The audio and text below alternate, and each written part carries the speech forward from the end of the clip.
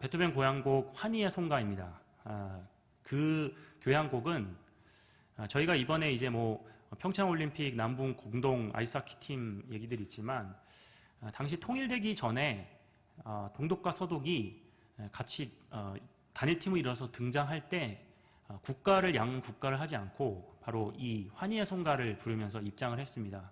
그리고 그 곡은 지금 유럽연합에서 지금 여러 가지 많은 일들이 일어나고 있지만 그로 인해 좀 우리가 화합하고 그러자. 모든 것들이 기독교적인 내용은 아닙니다.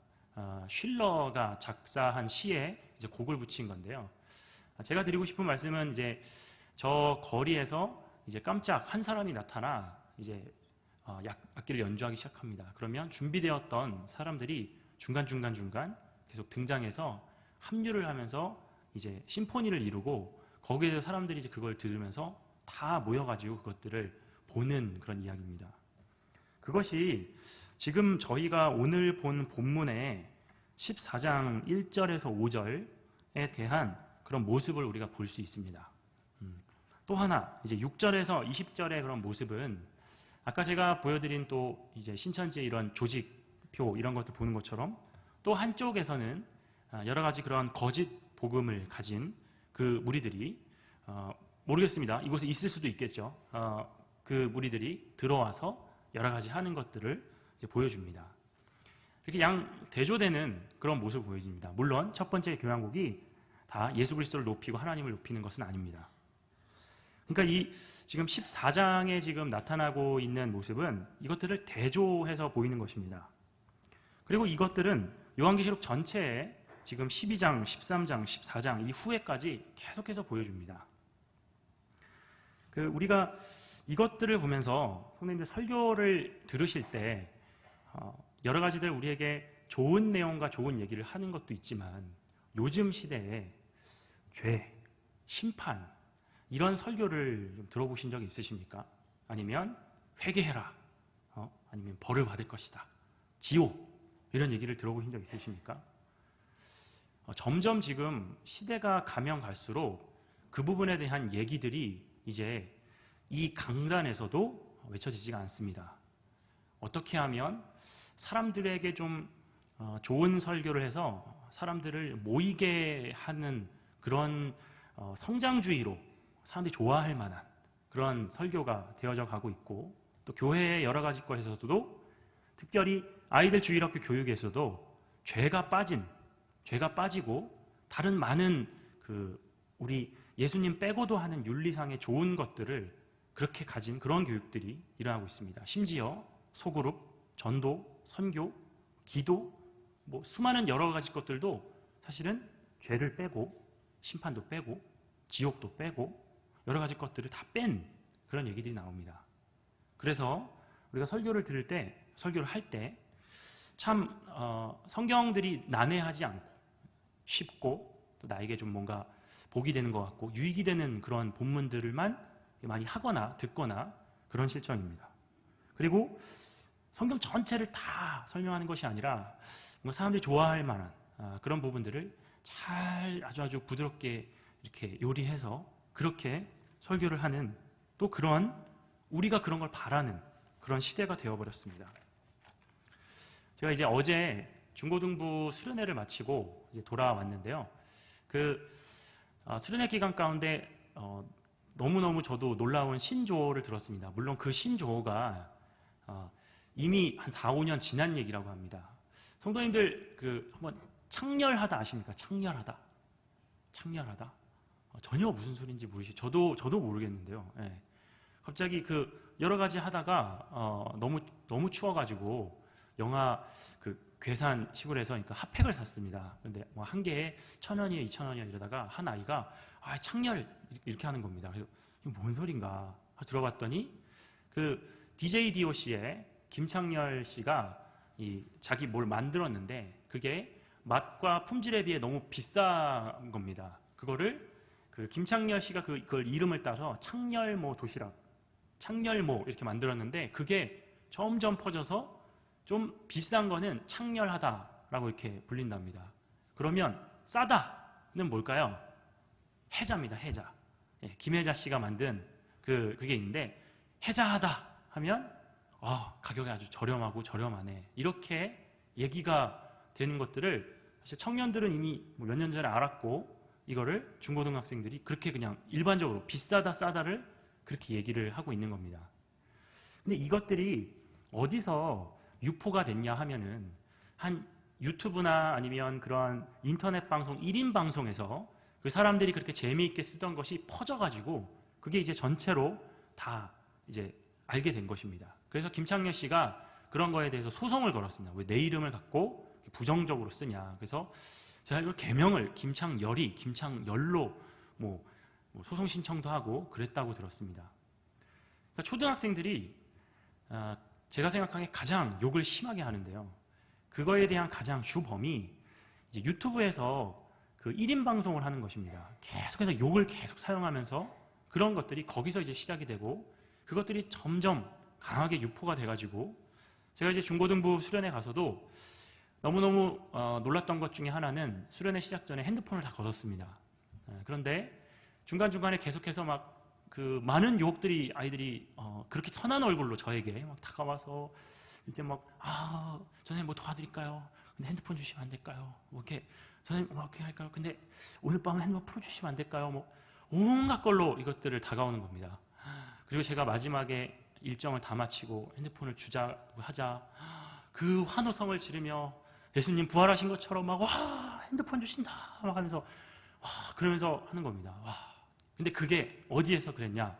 마지막 코스를 용인 기독교 순교자 기념관에서 그거를 마쳤습니다. 여기서는 침묵하고 다 돌아다니면서 그것들 봐야 돼 하고 침묵하고 다 보고, 마지막에 핸드폰 준다니까 순교자 기념관 앞에서 핸드폰 주신다 하면서 소리치면서, 그런 시대가 되어버렸습니다. 계속해서 핸드폰만 하고 여러 가지로 하고, 그리고 또 이번 수련회를 준비하면서 제가 참으로 많이 교육자로서 너무너무 힘들다, 참 한계를 느낀다, 수많은 생각들을 많이 하게 되는데요. 그런 부분 중에 하나는, 우선 첫 번째, 아이들이 저 가고 싶지 않아요, 제 마음이 별로 안 하고 싶어요, 이게 첫 번째 유형입니다. 두 번째 유형이 저희 해외여행 가요. 저희 그리고 뭐 어학연수 어디 가요. 이 공지를 한 2달 전에 했는데, 세 번째는 저 학원 선생님이 너 이틀이나 빠지면 너 절대 진도 못 쫓아가. 그런 부분에서 저 목요일 날 늦게 가면 안 될까요? 토요일 날 일찍 오면 안 될까요? 수많은 일들로 그러한 상황 속에서 안타까운 것은 부모님이 어찌할 수 없다는 겁니다. 거기에 대해서 말하기가 쉽지가 않은 겁니다. 그래서 저는 이러한 상황들을 보면서 이 시대 어떻게 해야 될까? 그리고 오늘 본문 말씀이 이렇게 우리에게 놓아져 있습니다. 우리에게 중요한 승리는 죽음 이후에 시온산에 서는 승리만은 아닙니다. 우리가 항상 승리, 구원, 복음 여러 가지를 얘기를 합니다. 그리고 이 현재에도 이 승리를 맛보고 누리며 살아가는 것이 물론 중요합니다. 그것이 이 앞에 있는 14장 1절에서 5절 이런 말씀입니다. 그래서 현실에서는 실패밖에 없고 죽음 이후에 누리게 될 승리만을 가르치는 기독교는 성경적인 기독교가 아닙니다. 현실에서는 그렇고 오직 그런 내세만을 이야기하는, 성경이 말하는 이 신자의 삶은 악을 정복하고 구원의 감격 속에서 바로 이 현실을 영위해가면서 살아가는 삶입니다. 여기에 이제 이야기가 있습니다. 그렇다면 그 하나님의 우리가 승리가 예정되어 있다. 너가 예수님 믿으면 천국 간다. 그리고 우리가 지금 이렇지만 우리가 반드시 하나님 승리하실 것이다. 이게 지금 현재화되어서 현실로는 어떻게 나타나고, 우린 그러면 지금 이 현재를 어떻게 살아가야 될까요? 이 세상 가운데서 이 구원의 감격과 천국을 경험하면서 살아가는 이 길이 바로 이 오늘 14장의 본문 가운데 잘 이 구조 가운데 나와 있습니다. 먼저 서두 14장 1절에서 5절, 여기는 구원받은 14만 4천의 모습을 이제 이 후반부에 날카로운 낫을 가지고 추수하는 그런 인자의 모습과 대조를 이룹니다. 저희가 지금 중간 부분을 읽었는데요. 14절부터 20절은 이제 이 성경을 가지고 계신 분은 위에 표지 제목이 나옵니다. 마지막 수학이라고 14절 위에 적혀 있을 겁니다. 예수님이 낫을 가지고 추수 때와 같이 마지막 수학을 하는 것이 후반부에 나와 있고, 이 1절에서 5절은 14만 4천 명이 부르는 이 얘기가 있고, 이 중간에 바로 새 천사가 하는 말이 이렇게 되어 있는, 새 구조로 되어 있는 14장의 모습입니다. 그러니까 우리의 승리를 승리편에서만 이야기하는 것이 아니라 심판 쪽에서 우리의 위치를 대조해 보는 것입니다. 우리가 항상 예수 그리스도 승리 얘기하는 것이 아니라 이제 죄를 가지고 얘기하는 것이죠. 한마디로 진노 옆에 있는 구원을 보여주는 것입니다. 이렇게 심판당하는 자들의 입장에서 구원받는 자들의 모습을 이제 대조시키는 것입니다. 그래서 우리가 얼마나 감격 속에 이 지금 현재를 살아가느냐를 지금 보여주면서 메시지를 전하고 있는 것입니다. 극명하게 이제 대조를 이루는 이 구조를 보면서 여기서 구원의 감격을 누리는 삶, 천국을 경험하는 삶의 비밀을 풀 수 있는 중요한 열쇠가 바로 어린 양이신 구원자 예수 그리스도를 깊이 만나는 것뿐이라고 이야기하는 것입니다. 또한 진노하시는 하나님을 통해, 성경을 통해 깊이 만나는 것입니다. 진노하는 하나님, 심판하는 하나님, 이 하나님도 나타나는 것입니다. 그러니까 신앙이 감격적인 것이 되려면 먼저 구원자를 만나기 전에 더 강렬한 모습으로 심판자를 만나는 것이 중요하다는 것입니다. 제가 이제 직장 생활을 하고 한 35살에 이제 신학교를 갔습니다. 신학교를 가서 조직 신학을 하나도 몰랐습니다. 근데 이제 조직 신학 순서를 보시면 저는 지금 하나님 뭐 이거 배워도 부족할 것 같은데 그 서두에 인간론을 배우는 것입니다. 인간론을 왜 배우지? 그리고 약간 이렇게 좀 재미없고 배우고 싶지 않은 그런 내용들이 계속되는 겁니다. 인간들이 얼마나 죄인인가에 대해서 배우는 것입니다. 제가 참 이해가 안 되는 그런 좀 잘 안 쓰는 신학 용어가 부패입니다. 부패. 네. 우리가 부패 얘기할 때는 사실 뭐 생선이 부패했다, 뭐 이런 부분만 얘기하는데 계속 신학적인 용어로 우리는 부패한 인간이니 부패한 인간이니 배우는데 너무 잘 와닿지 않는 것입니다. 그리고 얼마나 우리가 죄인인지를 뭐 그 한 과목에 계속 배우는 것입니다. 이걸 참 재미없다. 빨리 예수님 나왔으면 좋겠다. 뭐 또 하나님 구원 막 이렇게 거기 나왔으면 좋겠다. 참 이번 학기 힘들다. 그렇게 배우고 이제 중고등부 여기 와서 계속 애들에게 어떠한 거를 해도 사실 그 아이들이 어떻게 하면 예수님께로 좀 예수님을 어떻게 알게 할까 참 쉽지 않음을 느꼈습니다. 예전처럼 물량 공세를 한다고 그렇게 아이들이 그렇지 않습니다. 뭐 대단한 선물, 뭐 친구를 데려오면 뭐 얼만큼 주겠다. 또 뭐 어떠한 재밌는 것을 가겠다. 소풍을 가겠다. 아무리 여러 가지를 해도 아이들이 잘 모이지가 않고 잘 나오지 않고 또 그것들을 또 계속해서 비교하고 옆에 뭐 양광교회 아니면 또 여기 은평교회 뭐 여러 가지들 비교하면서 또 더 멀리 이제 금방 가니까 뭐 온누리 뭐 또 저기 어디까지 다 그리고 그러면 이게 끝인가? 그래서 어떠한 교회들이나 저도 그렇게 어느 정도 자라왔지만 이제 더 강렬하게 그래서 찬양도 더 강렬한 은혜와 강렬하게 빠른 그리고 정말 어떻게 보면 가요 좀 비슷한 아니면 또 정말 재밌고 막 화려한 기자재와 과학기술과 그런 걸 다 동원해서 그렇게 하면 아이들이 와 되게 좋다 이렇게 할까? 그런데 제가 이제 우연히 제가 맡아서 이제 학습교육과 세례교육을 시키면서 그 학습교육, 세례교육을 이제 고1 아이들을 이렇게 시키면서 거의 서두에 항상 이 인간론과 죄가 나옵니다. 이것들을 어떻게 아이들을 가르치면서 그렇게 하지? 제가 이제 그걸 하면서 성령님께서 많은 은혜와 그런 지혜를 허락해 주셨습니다. 그것들을 정말로 깊이 있게 집중하여서 아이들과 오랜 시간 그것들을 얘기하고 나누는 것입니다. 아이들이 시간 내기가 참 쉽지가 않습니다. 세례교육, 학습교육 받기도 심지어 주일도 그렇습니다. 주일 오후부터도 학원이 막 준비가 돼 있고 또 아이들 일정을 다 맞추다 보면 뭐 6명이 시간이 다 다릅니다. 그러면 뭐 제가 6번을 다 나와서 하다 보면 어떤 아이들 학원 끝나고 오서 하다 보면 너무 늦게 간다고 또 막 부모님이 또 눈치를 주시고 근데 그 부분에서 죄와 이 인간론을 얘기하면서 아이들이 다 압니다. 너 얼마나 너가 죄인인지 알겠니? 그리고 너가 얼마나 사실은 네 마음 가운데 그 악한 마음과 시기와 질투와 이기고 싶은 마음과 또 네 안에 그것들을 다 알겠니? 그 아이들이 다 이해를 합니다.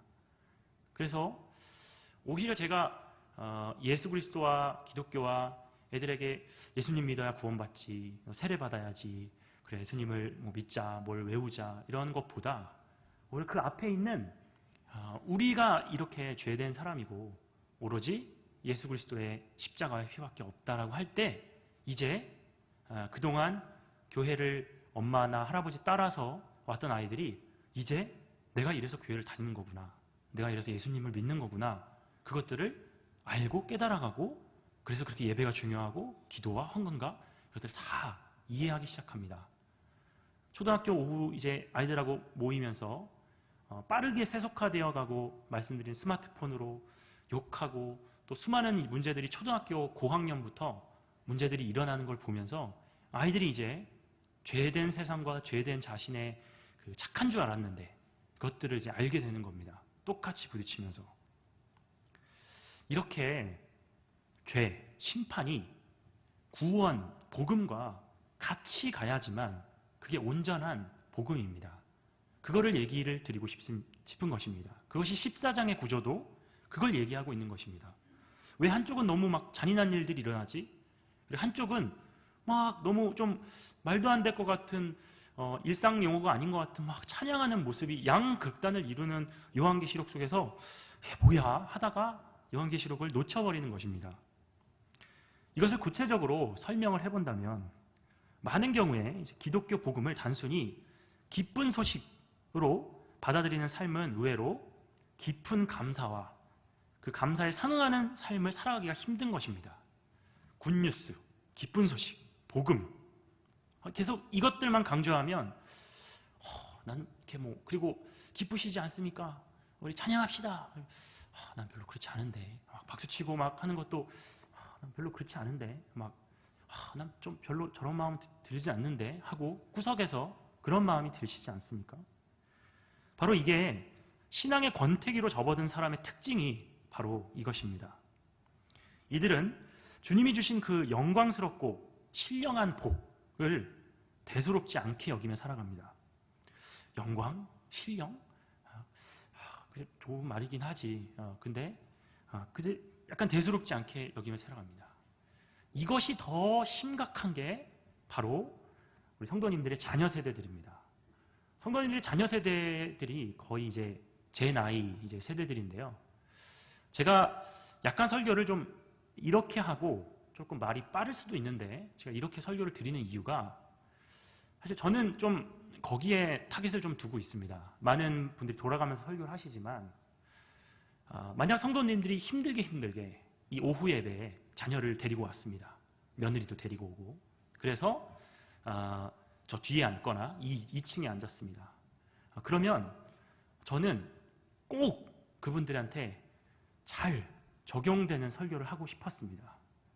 왜냐하면 제가 그 세대를 이제 그 자녀 세대를 살아오면서 우리 장년분들이 믿는 그 신앙이 잘 그냥 이렇게 알겠어요. 교회 나가야지. 교회 나가야지. 알겠어요. 제가 좀 안 바빠지면 나갈게요. 그리고 이제 교회 나가야지. 제가 때 되면 나갈게요. 그리고 결혼한다고 바쁘고 애 낳았다고 바쁘고 취업 준비한다고 바쁘고 이제는 직장 바쁘다고 바쁘고 뭐 한다고 다 거절하는 것입니다. 그리고 장년들만 모였는데 제가 또 이 장년들에게만 맞춰서 또 그렇게 설교를 하면 또 젊은 세대들이 오랜만에 예배를 왔다가 너무 또 느리고 전통적이네 하면서 또 나갑니다. 그것들이 계속 반복되는 거를 제가 젊은 세대로서 경험을 하면서 어떻게 하면 이것들을 잘 맞출 수 있을까 많은 고민을 하게 됩니다. 금요기도회 때 찬양을 찬송가를 해야 될까요? 복음성가를 해야 될까요? 복음성가를 하면 왜 모르는 곡을 하냐?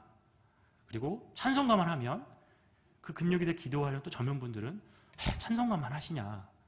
그러면서 뭘 맞출 수가 없습니다. 근데 다수가 또 장년분들이니까. 근데 장년분들 마음엔 왜 젊은 사람들은 오질 않지? 이제 이런 고민을 하는 거죠. 그럼 젊은들은 매번 좀 너무 좀 오래된 것 같은 그걸 하니까 안 가지. 이게 계속 그 갈등이 생기는 겁니다. 그러니까 그 젊은 교육자로서 저는 그 중간선을 맞춰서 설교를 하고 싶습니다. 그 타겟으로 항상 설교를 이렇게 하는데요. 특히 제가 오늘은 조금 장년분들은 그냥 이해하고 넘어가실 부분인 얘기들을 좀 하고 있습니다. 바로 그 세상에 너무 젖어 있는 그 우리 자녀 세대들, 또 지금 30대, 40대, 이쪽 20대, 그리고 저도 이제 아기를 좀 초등학교까지 키우니까 저도 이제 좀 장년분들 마음을 좀 조금 알 것 같습니다. 저도 아기를 막 낳았을 때는 제 어머니도 그러셨지만 아기를 막 낳았다고 너무 유세를 떠는 거 아니냐.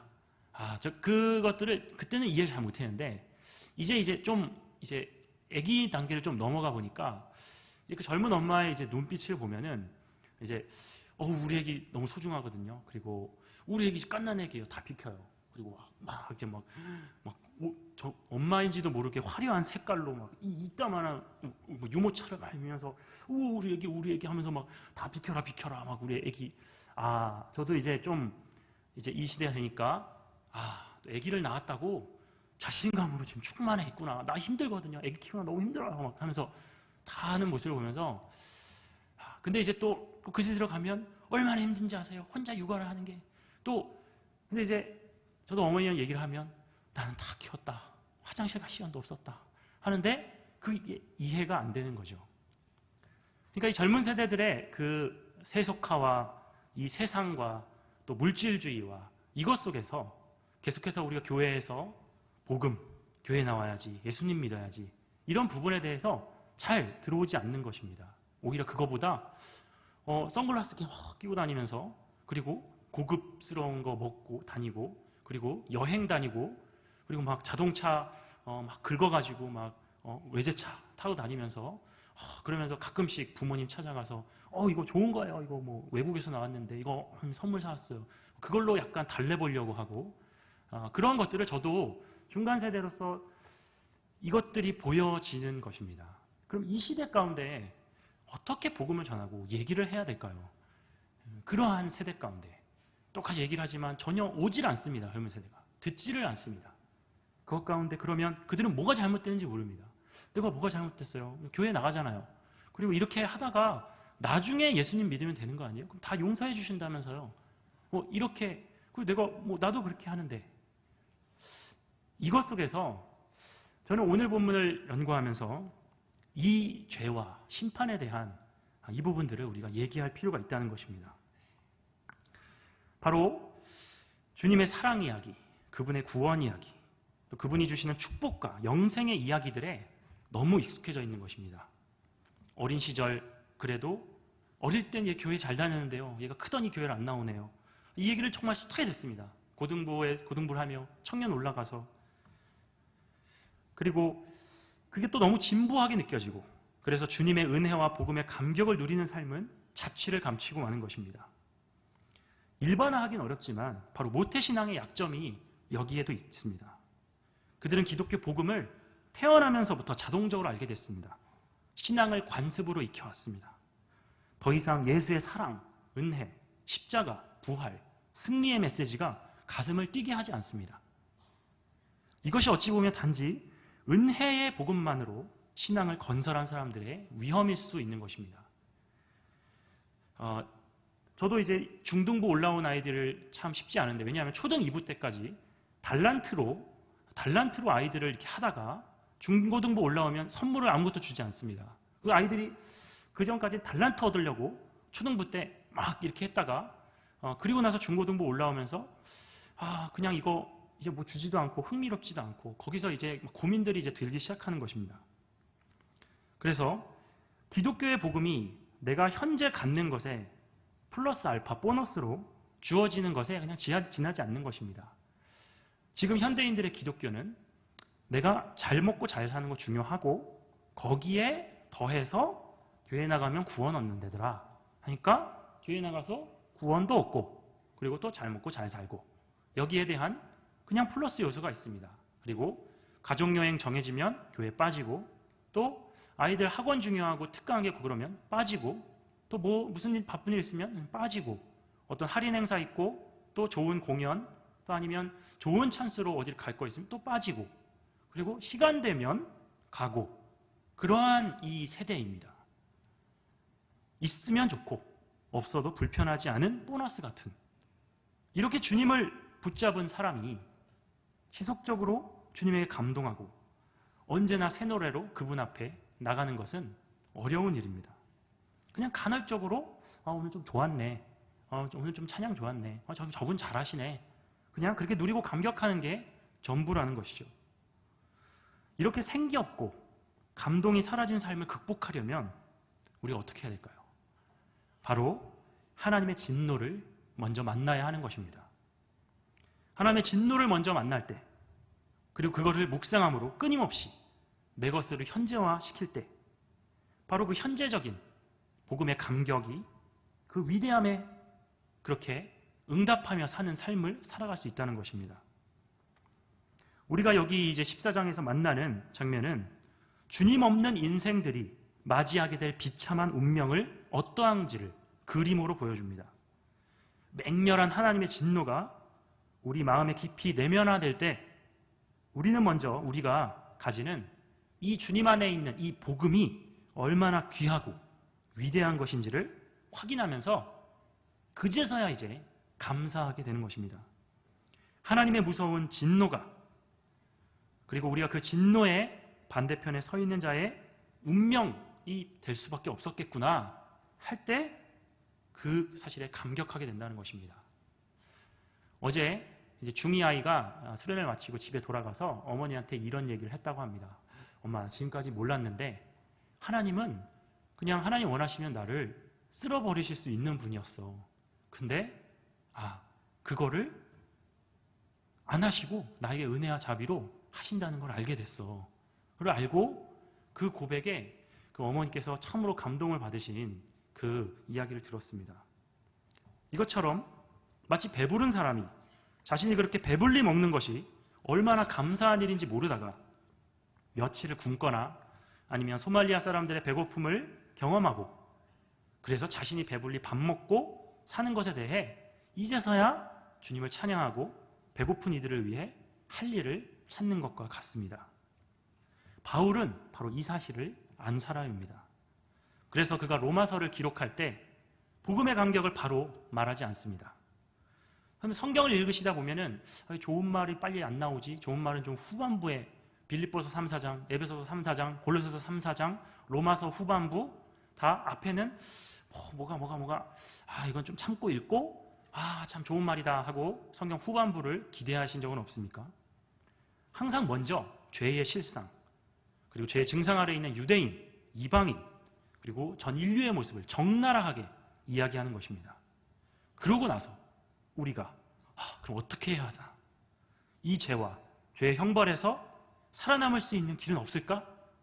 바로 죄의 종으로 살다가 사라지는 인생으로 끝마치는 것일까? 바로 이 죄인의 마음에 이러한 의문들이 이제 가득 찰 때 비로소 바울이 이 죄의 문제를 해결할 수 있는 바로 그리스도의 한 의를 선포하는 것입니다. 로마서 12장에 1장부터 11장까지는 계속해서 죄에 대한 이야기를 합니다. 바로 그 그리스도의 의가 죄의 심각성을 이제 이야기하는 그 죄의 죄론을 배경으로 하기 때문에 바로 죄인들이 붙잡아야 할 희망이 이제 되는 것입니다. 누려야 할 감동이 되는 것입니다. 사죄의 은총을 아는 자만이 이제는 여러 가지가 몰아치고 흔들리고 그런 속에서도 기뻐하며 행복해할 수 있는 사람으로 살아가는 것입니다. 그리고 또 이 사방이 우겨쌈을 당하는 현실, 진퇴양난의 그런 현실 가운데 이 죄의 문제와 하나님의 진노를 피한 그 사실 하나만으로도 감사하고 감격하며 살아갈 수 있는 것입니다. 주님 왜 고난을 주세요? 고난 주는 하나님 안 믿을래요. 그들은 죄를 모르는 것입니다. 하나님, 내가 뭐 구원, 예수님 믿으면 좋다고 하는데 저는 근데 집에서 텔레비전 보고 재밌는 거 보고 맛있는 거 먹고 드라마 보고 좋은데 편하게 여행 가고 그게 더 좋은데요. 뭐 주님 뭐 그거 하시는데 믿으면 구원해 주신다고요? 알았어, 믿을게요. 뭐 그런 데니까. 잘 안 믿기지만 뭘 준다니까. 뭔가 어디 가면 이제 그 몇만 원 이상 구매한 사람은 고객 지원실에서 휴지랑 그리고 물티슈 준다니까 그럼 올라가서 그거 받을까? 하고 그런 식으로 하는 것입니다. 우리가 이 죄에 대해서 이야기를 하고 있습니다. 그 죄를 성도님들 여기서 술을 이야기하고 있습니다. 술을. 자, 6절에서 13절에 여기서 중심적으로 포도주 얘기를 하고 있습니다. 술 이야기를. 성도님들, 저희 아버지도 술을 많이 드시다가 돌아가셨는데 술 취한 분들을 우리 장년분들은 더 많이 보셨을 것입니다. 술 취하면 어떡합니까? 사리 분별이 되지 않습니다. 무엇이 옳은지 무엇이 옳은지, 때로는 넘어지고 부딪혀서 안경이 꼽히고 또 여러 가지 누구한테 맞아도 정신이 없습니다. 인사불성입니다. 성도님들, 지금 우리의 이 20대, 30대, 40대 세대들이 이 술 취한 것과 같은 이러한 물질주의 가운데 빠져 있다는 것입니다. 그들이 뭐가 잘못됐는지 모릅니다. 이거 그냥 재밌고 즐기고 살고 뭐 조금 더 하는 거잖아요. 저기 재개발해서 투자한 거고 여기 신축해서 그렇게 한 거고 저 이렇게 분양받고 내 집 샀고 여러 가지 또 차 그냥 바꿨고 그리고 좋은 옷이에요. 여기 좀 맛있어요. 여기 서비스가 좋아요. 또 여기 애를 학교면 뭐 외국인 학교에 뭐 여러 가지 한대요. 수많은 것들이 이 사단이 술 취하게 만드는 것 같은 그것들을 이야기하고 있는 것입니다. 그래서 여기에서 8절에 큰 성 바벨론이요 모든 나라에게 그 음행으로 말미암아 진노의 포도주를 먹이던 자로다 하더라. 왜 큰 성 바벨론이 무너집니까? 왜 하나님이 왜 심판을 합니까? 포도주로 유혹을 했기 때문에 사단을 물리치는 것입니다. 하나님이. 그래서 10절에 근데 또 여기서 의문이 되는 것은 하나님이 진노의 포도주를 마시르니 진노의 잔에 섞인 것이 없는 포도주라 라고 또 포도주 얘기를 하고 있습니다. 마태복음 4장을 보시면 예수님을 시험하는 이야기를 잘 아실 것입니다. 예수님께서 시험을 받으십니다. 근데 예수님이 우리를 시험하신다라는 얘기를 아실 것입니다. 근데 사탄이 예수님을 시험합니다. 하나님이 욥을 시험하는 것은 테스트입니다. 테스트. 그래서 그것들을 잘 하고 그러면은 복을 주고 또 그 테스트를 통해서 훈련시키시는 것입니다. 하나님께서 아브라함을 시험하셨듯이. 근데 마태복음 4장에서 사단이 예수님을 시험하는 것은 이건 템테이션입니다. 유혹하는 겁니다. 유혹. 우리 성경은 시험 받으셨으니 라고 하지만 유혹당하신 것입니다. 넘어뜨리려고 사단은 유혹하고 시험하는 것입니다. 망하게 하려고. 그거에 대한 예수님이 3가지를 받으시는데 그게 다 무엇이었습니까? 첫 번째는 육체적, 물질적 그런 시험입니다. 예수님이 줄이고 배고프니까 빵을 주겠다. 두 번째는 명예, 자랑, 정신적인 시험입니다. 세 번째는 권세, 영적인 것, 종교적인 것, 우상 숭배를 가지고 시험합니다. 바로 주님이 그것을 말씀으로 이기십니다. 근데 그 사단의 시험이 그게 바로 유혹이고 여기서 나오는 포도주로 그 음행으로 사람들을 다 술 취하게 하는 사단이 이 세상에 하는 것이라는 것입니다. 바로 그 예수님을 시험하던 그것들을 가지고 이 세상에 우리 중년들과 청년들과 우리 청소년들과 아이들을 또 부모들을 여러 가지로 다 큰 성 바벨론과 같이 유혹하고 술 먹이게 하는 것입니다. 그래서 큰 집 가고 큰 차 타고 또 어디 해외 또 어디 가면 좋은 그런 것들 하고 여러 가지 것들로 그러면 좋고 그러면 맛있는 거, 큰 거 이것들을 또 얘기를 하면서 바벨론, 소돔, 애굽 이 얘기들을 하고 있는 것입니다. 그런데 10절에 하나님께서 진노의 잔에 섞인 것이 없이 부은 포도주라 라고 이야기를 하고 있습니다. 예전에는 저희는 술이 셀라면 섞지 않습니까?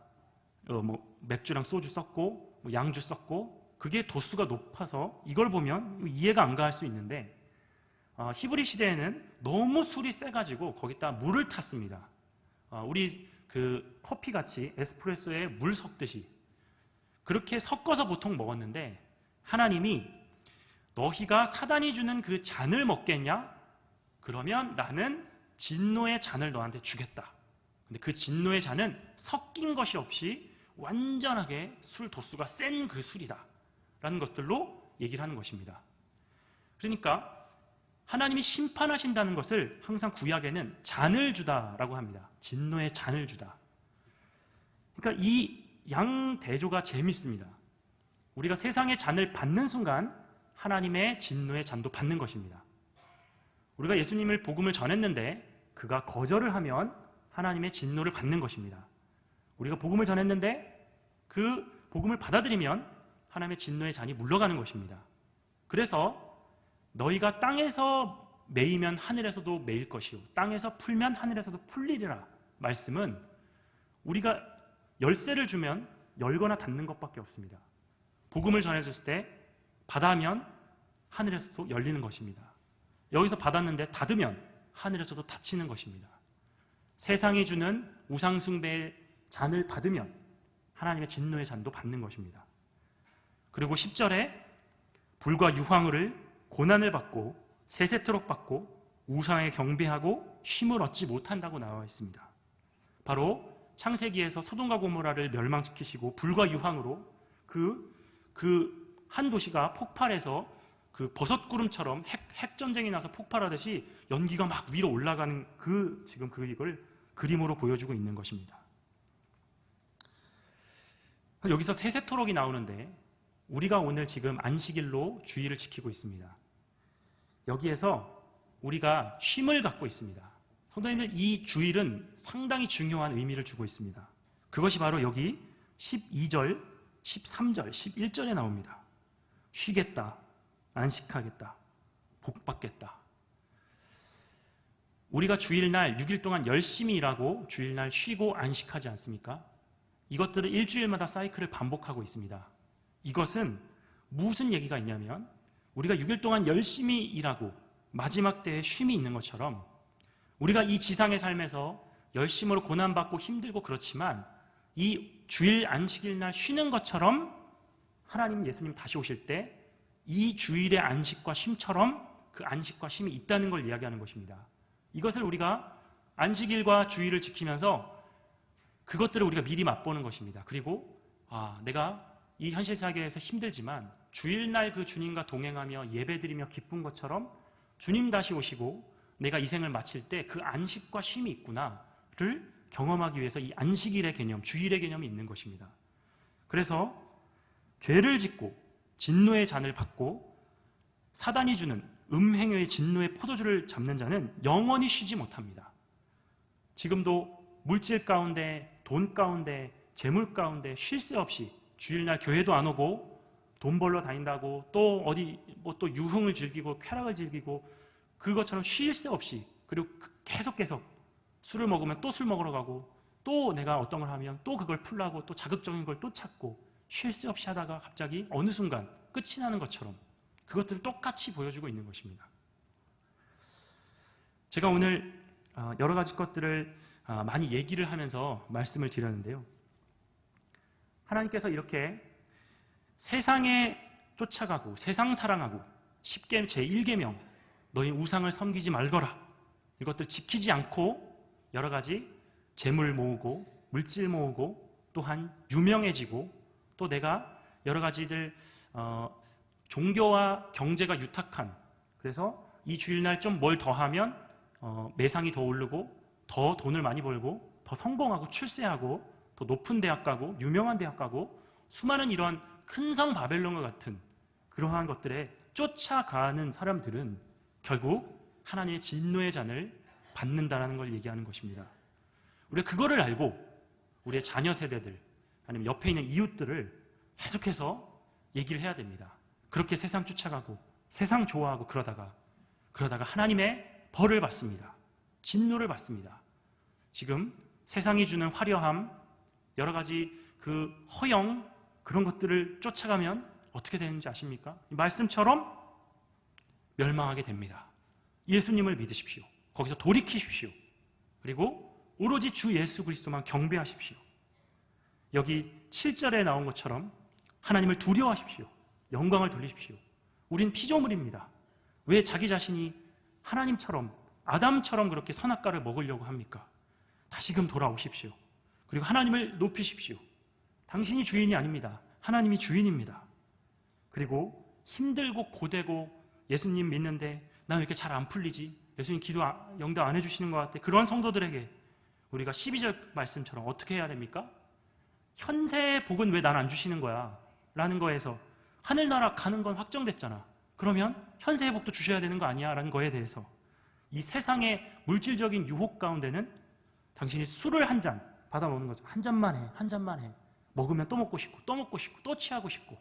그런 것처럼 좀 더 좋은 차, 또 성공, 여러 가지 것들을 한 잔, 한 잔, 한 잔 받아 먹다가 계속 취해서 자기가 취한 줄도 모른 채 술 이제 끊어라 해도 안 끊어지는 것입니다. 세상의 맛, 물질의 맛, 성공의 맛, 명예의 맛, 이것들이 끊어지지가 않습니다. 그리고 고난받아라, 십자가, 이거 들리지 않습니다. 그런 고리타분한 거, 여러 가지들 끊게 해야 됩니다. 돌이켜라. 넌 지금 술 취해 있다. 다시금 돌이켜라. 끊고 예수님께로 돌아와라. 너가 잔을 받는 순간 하나님의 잔도, 고나 진노의 잔도 받는 거다. 바로 이 순간순간 매일의 경계선 가운데 있습니다. 어린아이들도 마찬가지입니다. 스마트폰을 주면 안 된다고 저는 생각합니다. 주는 순간 아이들은 하나님에게서 멀어집니다. 그 진노로, 세상으로. 그리고 이제 예수님을 얘기하려고 하면 시시해요, 재미없어요, 여러 가지 것들로. 그것은 전 세대에 걸친 이 물질주의로 오고 있는 것입니다.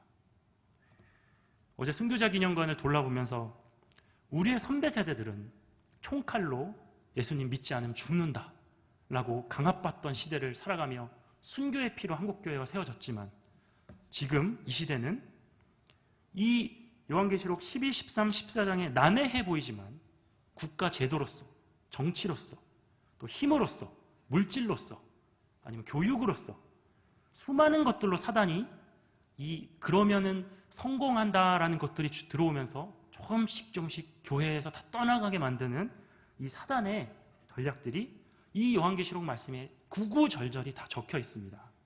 이것들을 우리가 어떻게 합니까? 바로 12절에 인내와 믿음으로 이것들을 압니다. 이 믿음은 지혜를 포함한 믿음입니다. 잠언 말씀을 아시겠지만 여호와를 경외하는 것이 지혜의 근본입니다. 이 지혜로서 분별을 하는 것입니다. 세상이 지금 사단이 뒤에서 이것들을 예수 그리스도의 거기서 또 우상 숭배하도록, 또 다른 지금 일본 천황에 숭배하는 겁니다. 또 다른 로마 황제에 숭배하는 겁니다. 돈 앞에, 물질 앞에, 권력 앞에, 직장에서 나가니까 내 남편 직장에서 잘리면 우리 남들 앞에 창피하니까 절대 잘리면 안 돼. 잠깐 신앙 뒤로 미루더라도 그렇게 해야 돼.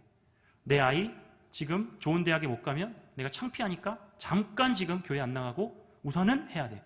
대학 가서 믿게 하면 되지. 대학 가서 믿으면 되지. 하지만 대학 가면 믿음을 잃어버렸습니다. 이것 가운데 부모가 동조하는 것입니다. 부모가 잠깐 애가 하고 싶다는데 어떻게 해요? 사람의 원이 다 진리일까요? 이제는 내가 원하면 다 진리고 하나님이 된 시대가 되어버린 것입니다.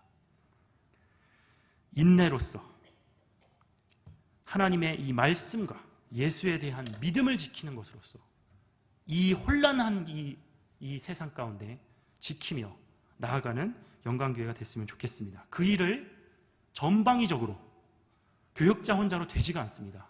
부모님들이 도와주셔야 되고, 그 부모님들은 바로 장년분들이 얘기해 주셔야 됩니다. 지금 자녀 그렇게 하면 아니다. 지금 믿음 가르쳐라. 얘기해 주시고 격려해 주시고 하셔야 됩니다. 아이를 키우는 젊은 세대들을 계속해서 북돋아 주시고 격려해 주시고, 지금 여러 가지 봉사를 다 따라갈 수는 없지만 그러면서 전방위적으로 모든 세대가 이것들을 해야 다 연결이 돼서 아이들이 엄마를 데려오고 또 여러 가지 것들에 가서 세상으로 쫓아가는 다 흩어지는 시대 가운데 이 진리를 지키며 우리가 이제 14장 1절 5절 같이 찬양하는 그때가 올 줄 믿습니다. 우리가 이 시대를 잘 분별하여 말씀으로 살아가는 저희들 됐으면 좋겠습니다. 네, 자, 기도하겠습니다. 하나님 아버지, 이 시대를 우리가 또한 주님이 맡겨주신 세대입니다. 이 시대 가운데 우리가 깨어있어 잘 경책하며 믿음으로, 인내로 이 시대를 살아갈 수 있게 하여 주시옵소서. 사실은 나조차도, 많은 사람조차도 사실은 세상의 경영 원리와 또한 물량주의와 성공주의와 배금주의와 개인주의와 다원주의와 괜히 부딪히기 싫고 괜히 논란, 분란 일으키기 쉽고 수많은 것 가운데 어느 정도 나도 타협하며 살아가고 있습니다. 주님, 이것 가운데 말씀으로 밝히 깨달아 알게 하여 주시옵소서. 예수님께서 그 시험을 물리치셨던 것처럼 기록되었으되 오직 주 여호와 너희 하나님만 사랑하라 라는 말씀으로 우리가 분별하여 자녀를 가르치고 우리의 신앙을 지키며 나아가는 세대 되게 하여 주시옵소서. 감사합니다. 예수님의 이름으로 기도합니다. 아멘. 찬송가 336장